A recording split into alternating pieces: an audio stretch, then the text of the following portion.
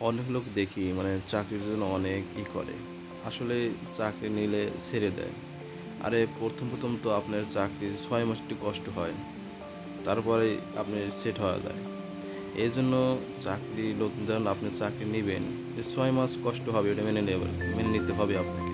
কারণ আপনার তো এই অভ্যাস তো আপনার অভ্যাস তো না। হ্যাঁ?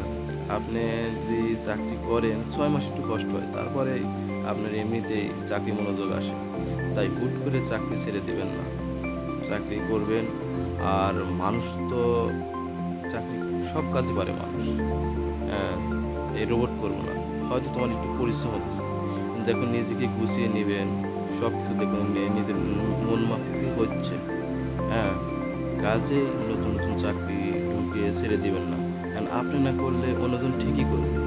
হ্যাঁ, রোবট কিন্তু করবে না।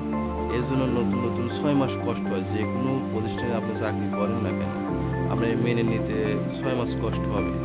সব দিক দিয়ে ফিটফাট হতে আপনার ৬ মাস লাগে। মানে একটা কথা মনে রাখবেন, চাকরি কিন্তু মানুষই করবে। আপনি ওই জায়গা না করলে, ওই জায়গা কিন্তু একটা মানুষই করবে। রোবট কিন্তু করবে না। হুম? মানুষ চাইলে সব পারে। কাজেই চাকরি ছেড়ে দিবেন না।